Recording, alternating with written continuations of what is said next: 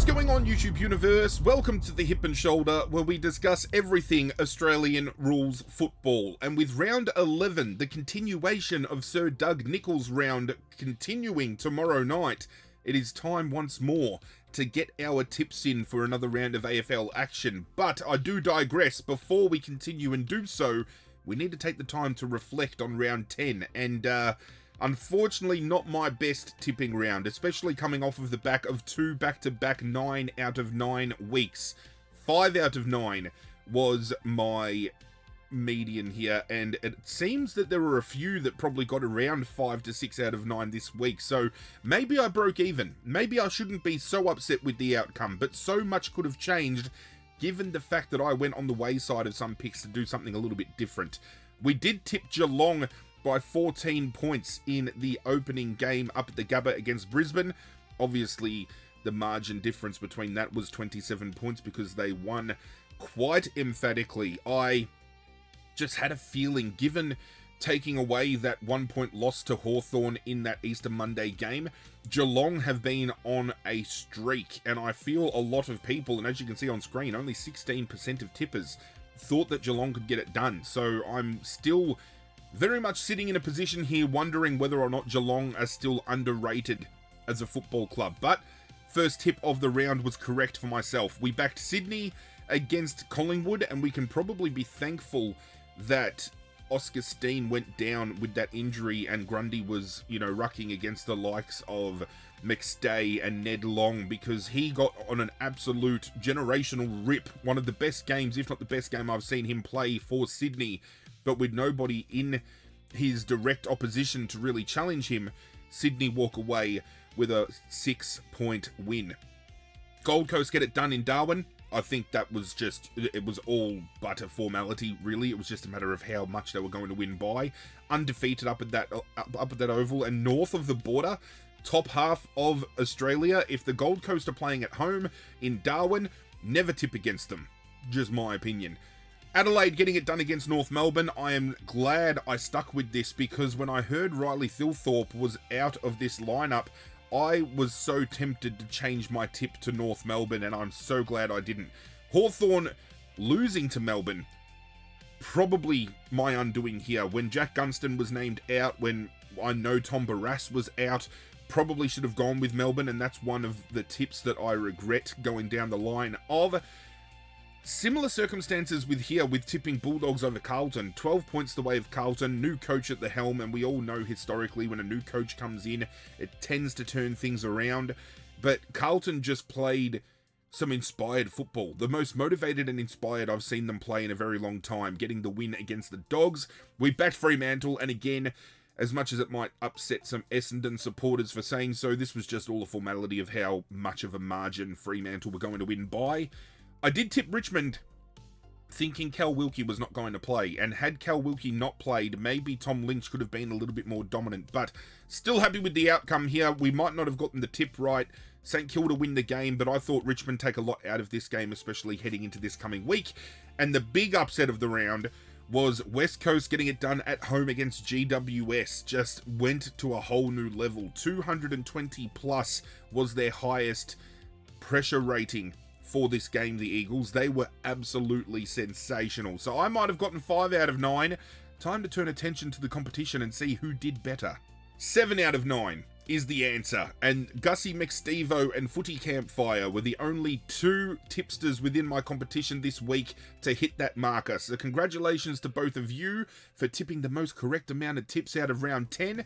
Turning attention to total tips, we still have Welsh Duke sitting comfortably with that 1 tip lead in first place.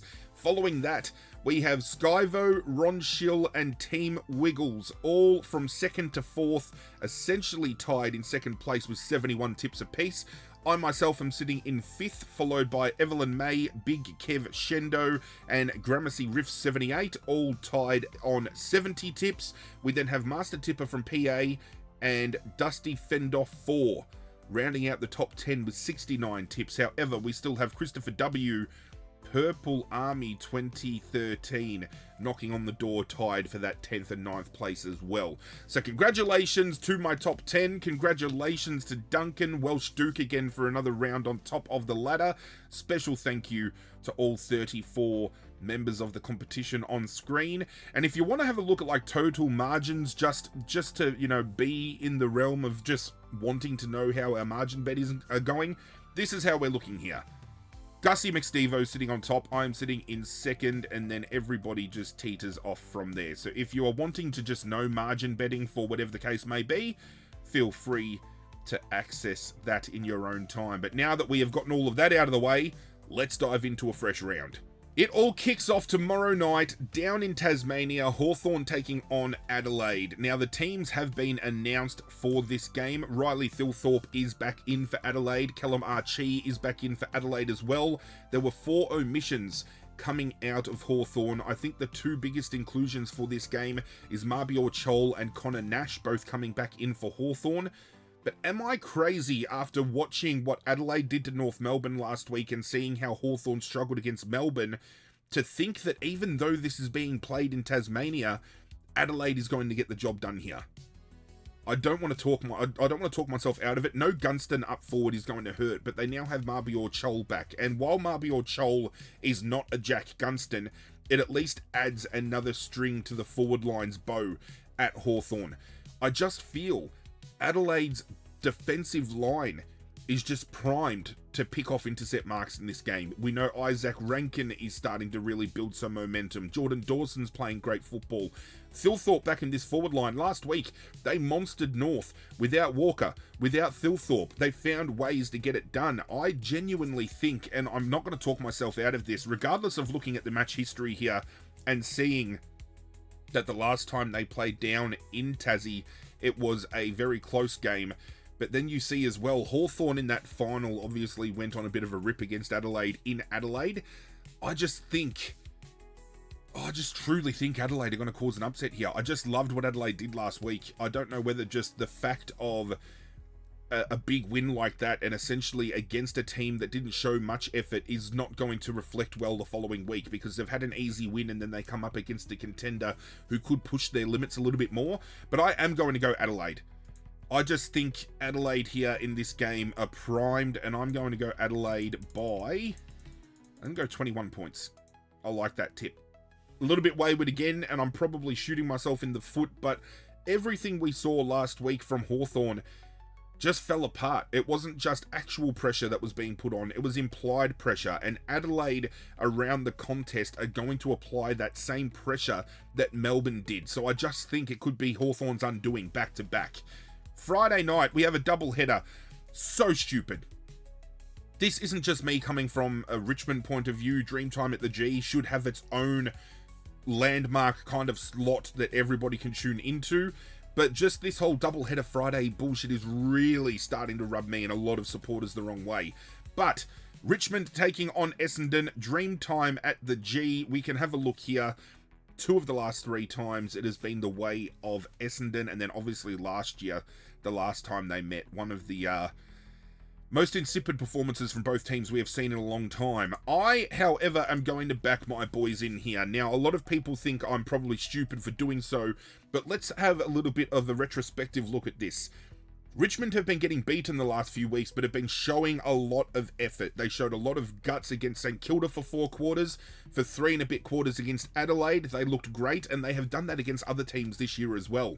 Essendon have just been blown out of the water, supporters walking out of the stadiums, very insipid, uninspired performances. Now, we can all say Richmond's injury list has their backs against the wall here, but last week against St Kilda, that was almost a non-existent factor to them. They still came out, they played good football for 4 quarters, and I honestly think, with no Peter Wright in the ruck or going forward here, Richmond have an advantage that they can get on top of with Noah Bolter playing that swing role. If they do not bring Ben Mackay back in for this game, Tom Lynch has the possibility of kicking 4 or 5 goals. Now, I'm probably going to hedge my bets and say Mackay does come back for this week. That's just me. But I just think collectively around the ground, Richmond can finally get on top of Essendon here, and I'm going to back them to do so. Let's turn around and say Richmond win this by 19 points. Tom Lynch kicks at least 4. Other game on Friday night, Fremantle hosting St Kilda up at Optus Stadium. St Kilda got the better of Fremantle once last year, but outside of that, it has been Fremantle both times. I'm expecting St Kilda to put in a decent challenge in this game because they've just gone... Some players this year for St Kilda have gone to a different level, and I think we turn attention to looking at the players that they have brought in, which is what I highlighted in my round recap video recently. If you missed that, go and check it out. But we're not looking at players like Max Hall, Hugo Garcia, these players that are all taking their games to the next level for St Kilda, where we're always turning attention to Tom De Koning, Jack Silvani, Sam Flanders, all these players that have been traded in. Fremantle, though, are on a absolute rip. They are playing one of the best brands of football in the competition, second to none by Sydney, and I just think back at home after the comprehensive win they did against Essendon, they go back, they rebuild. The fact that Essendon in the game that they recently played was so insipid, they were able to bench the likes of Caleb Sarong and Luke Jackson and only have them play 60 to 65% of game time and rest them, knowing that they were going to come back to Fremantle and in Optus Stadium at home, hosting St Kilda. I think that was a smart move by the coach. I think just being able to put those more seasoned and players that they hinge their bets on and hedge their bets on to rest up and make sure that they're primed for a game like this, incredibly smart, and I think Fremantle are going to get up by 27 points. Saturday, the first off, we have Marvel Stadium hosting North Melbourne and the Gold Coast Suns. Having a look at their last matchups, as we can see, the Gold Coast absolutely rolled them the first time in 2024, then they only just fell short in their second matchup in that year, and then last year, Gold Coast came down and absolutely ripped them to shreds. Now, North have been playing some good football, do not get me wrong, but I honestly think just after what happened and how they were exposed against Adelaide, Gold Coast have the same capabilities of doing the exact same thing, and I think the Gold Coast win this game by 34 points. Ben King could very much kick 5, and we could see Christian Petrarca have like 30 and 3. It's going to be... It could potentially get ugly. This could get bad. Let's just hope from a North Melbourne point of view, they pull something out of the loss against Adelaide last week and they come home and they put in a much better performance. Geelong hosting Sydney. Game of the round, in my eyes here, quite comfortably. This is a team that is setting the standard this year in Sydney, and a team in Geelong that has been written off by many at many points during the season that still finds a way to contend. There are some injury whispers going around that maybe Bailey Smith won't play this game. I'm not buying into that. Chris Scott has come out and said, no, there's nothing to read into that at all. I would rather see these two teams go head-to-head, full tilt with a full complement, having Errol Goulden back in the Sydney lineup, for example, and Geelong just being fit and firing as well. As we can see here from their last outings, 2023 we had a draw, 2024 it was Sydney comfortably, and last year it was Geelong getting a scalp up at the SCG. This is at GMHBA. This is where Geelong do their best work. I want to say that even though I think Brodie Grundy is going to have an absolute ripper of a game in the ruck again because he's realistically not rucking against anyone, Oisin Mullen has been scalping midfielders left, right and centre with his tagging abilities, and he's obviously going to be the one running a tag on Isaac Heaney this week. However, on the flip side, James Jordan probably looking to run the hard tag on either Max Holmes or Bailey Smith, so they cancel each other out. It's very interesting to try to decipher how this is going to go, because both teams playing great football. I think on the rebound, Sydney is much better, but Geelong have that ability to just shut the game down and bring it back on their terms. Sydney are due to lose a game as well. And just seeing what Geelong did to Brisbane in Brisbane, Sydney only just getting across the line against Collingwood at the SCG, I'm actually going to back Geelong at home in a tight contest. I'm going to say Geelong by no more than 20 points. And I'm just keen to see how these tagging battles go. Who they tag, who they try to shut down. It's going to be very interesting. The next game, Saturday afternoon, it's been spoken about all fucking week. It is Scott Pendlebury's Record-breaking game, 433 games, the most games played by any AFL player on record, coming up against West Coast. Say what you will about the selection of this game and how it's all ran. Scott Pendlebury will go down in history, in my opinion, as one of the best players to ever play the game that will walk away with never having won a Brownlow medal. I think he's had seasons where he is deserving of it. I think he goes down in history as one of the best, if not the best, Collingwood players of all time, and I do rate him ahead of players like Dane Swan. Shoot me, feel free to disagree. Having a look at the breakdown, I think it has been Collingwood all three times quite convincingly in the past. There is a reason I feel they have booked it for this game. I think they have strategically done so, not just for the home game and making it about a home game for Collingwood, but they could have done so with other games in the year, and I think they've done it against West Coast to make sure they pick up the win here. That's just my personal take. Some people might disagree, but what West Coast did against GWS, they have the opportunity this week to absolutely put a damper on this party and walk away with a win. And I'm telling you now, do not discredit West Coast. I think they are a red-hot chance to do so. I just think Collingwood rise to the occasion for Scott Pendlebury. Final game on Saturday, Port Adelaide hosting Carlton at Adelaide Oval. Now, as we can see here, last time they played at Adelaide Oval, Port Adelaide got a very convincing win, the way of 50 points. But other times we have seen Carlton, especially last year, get on a really big rip against them. Now, Carlton looking like a better outfit with Josh Fraser at the helm. I question whether there might have been a little bit of faith lost in Michael Voss and they weren't performing to their best. They get a new coach in and they play more invigorated football. From a neutral point of view and a standpoint, that's how it looked for me. I'm going to go Port Adelaide, given that it is at home, just because Carlton don't run tags, so Horn, Francis, Butters, they're going to be problems. But similarly, for Port, I don't know whether or not they're going to be able to shut down everyone. And if they run a Willem Dersma tag, who do they tag? Do they tag Cripps? Do they tag Walsh? There is room for an upset here as well, especially if they're playing this reinvigorated game of football. But I'm going with Port Adelaide at home. Final two games of the round, NG Stadium sees GWS hosting Brisbane, and as we can see here, it had always fallen on the wayside the last three outings of the away team. GWS defeating Brisbane in Brisbane, Brisbane defeating GWS at NG Stadium by 5 points, and then GWS defeating Brisbane at the Gabba as well.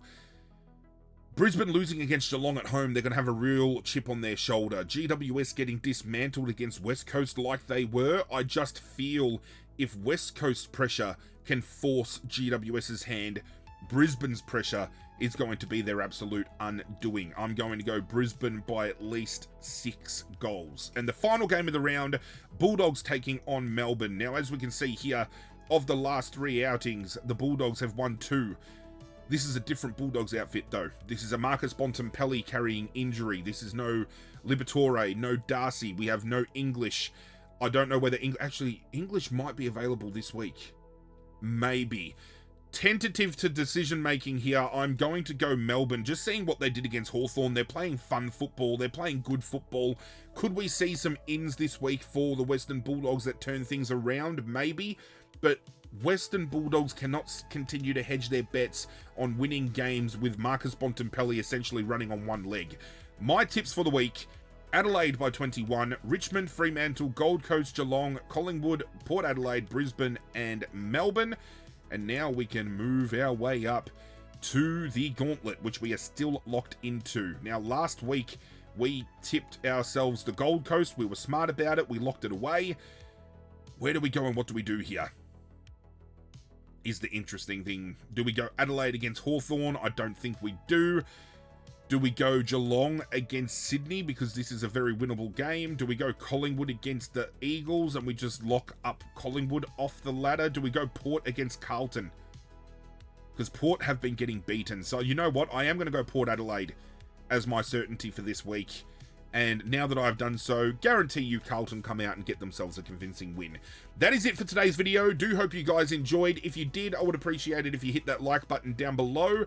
Feel free to have a conversation in the comment section as well. Let me know how your team's going this year and, you know, just your thought processes about some players and how you're feeling about the season. Let's talk about it. Let's have a discussion. Don't forget to hit that subscribe button as well on the way out. Join the community we are building together. But that is it from me, guys. I'm out of here. Good luck to your teams this weekend. And as always, I will catch you guys next time.